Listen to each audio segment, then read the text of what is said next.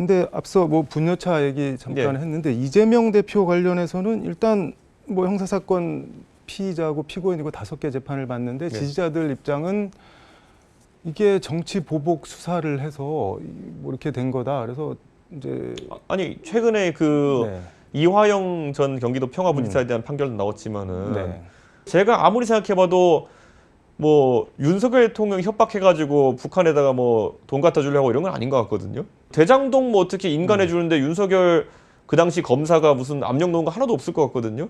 백현동에 그 땅에다가 종상향 시켜가지고 옹벽 어떻게 하는데 윤석열 검사 그 당시에 뭐 압력 주었을 리는 없을 것 같거든요. 근데 이제 지금 말씀하신 것들을 그 뭐 이재명 대표 지지자들은 그게 이재명이 아니었으면 검찰에서 그렇게 탈탈 털었겠냐. 그러니까 지금 이거는 뭐 범죄 피의자, 형사 피고인이 아니라 핍박받는 피해자다. 뭐 이렇게 인식을 하고 있는 거 같아요. 그 원래 그 교도소에 가 계신 분들 중에서 뭐 실제 3심까지 받으면서 법의 판단 받았지만은 다 억울하신 구석이 있잖아요, 전부 다. 가서 말씀하시는 거 보면은 내가 원래 걸릴 거 아니었대, 뭐 때문에 걸렸다, 누구한테 배신당했다, 다 이런 거 억울하신 게 있으실 거 아니에요. 저는 이재명 대표도 본인의 관점에서는 억울한 게 있을지도 모르겠으나 1심 기준으로 봤을 때 선거법은 실제로 기소할 만하니까 기소했고 그다음에 그 위증교사 같은 경우에는 법리상으로 무리하게 기소했다 이런 주장할 수 있는 거지만 어쨌든 1승 1패입니다. 최종 성적표가 어떻게 나올지는 두고 봐야 되는 거죠.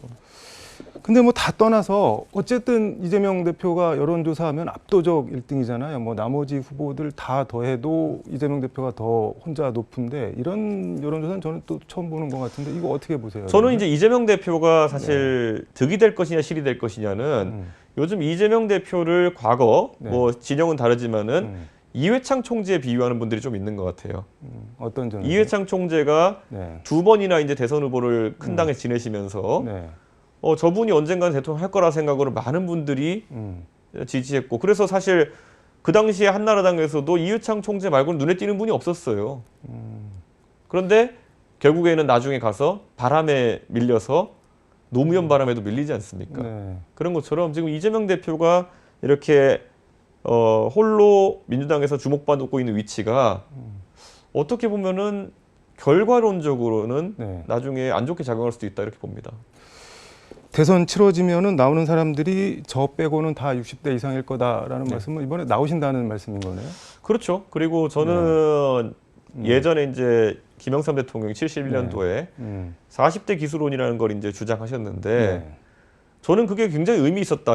결과적으로는 이제 김대중 대통령께서 후보가 되시면서 김영삼 대통령의 도전은 뭐 실패에 가까웠지만은 큰 틀에서는 그때 70년대에 그런 어떤 40대 기술론에 따라 가지고 우리가 산업화해서 민주화로 좀 더 순탄한 전환을 했다 그러면은 전두환 정권도 없었을 것이고 우리가 어쩌면은 그런 전체주의적이고 일방적인 경제 발전이 아니라 그때부터 이미 좀 더 다채로운 민주주의 체제 하에서의 경제 발전할 수 있었던 거거든요.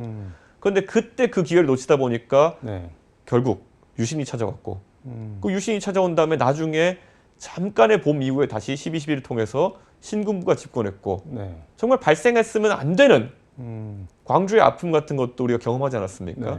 근데 지금 말씀하시는 거 들어보니까는 지금 이제 뭐 유력한 어떤 후보가 대통령이 되면은 약간 유신 같은 뭐 그런 반헌법적인 사태가 또 올 수도 있다 이렇게 우려를 깔고 계시는 것 같은데. 아닙니다. 저는 우리가 시대 전환이 필요할 때 그 시대 전환에 시간을 맞춰서 따라가지 않으면은 결국 고생하게 되는 거 예를 들어 이런 겁니다. 지금 시절에 뭐 윤석열 대통령 이런 망상기업도 바로 막혔듯이 지금 유신을 한다든지 누가 그런다 해가지고 되지도 않을 겁니다. 하지만은 저는 전환해서 이런 겁니다. 예를 들어서 지금 윤석열 대통령 시기에 이런 선거를 치르면서 법률가 법조인 위주의 정치가 돌아가기 시작했습니다. 뭐 조국 사태 때부터 시작된 거지만은 그러면서 정치의 모든 내용이 정치 뉴스의 모든 것이 누가 감옥에 가느냐, 누가 기소되느냐, 누가 재판받아서 어떻게 되느냐, 누가 선이고 누가 악이냐 이런 거로 가는 겁니다.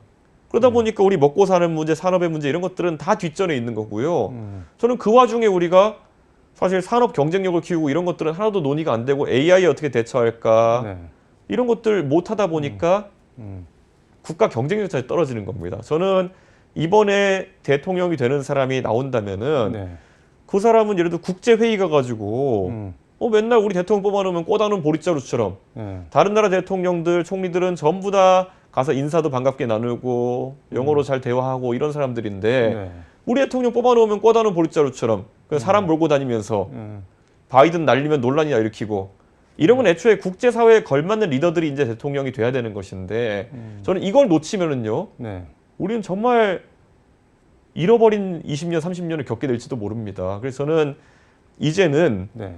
그런 어떤 법조라는 게 뭡니까? 그 좁은 법의 공간 안에서 서로 싸우고 물어뜯고 이런 거 아니겠습니까? 이걸 넘어서는 그런 글로벌한 어떤 사회의 네. 리더가 나와야 된다고 생각합니다.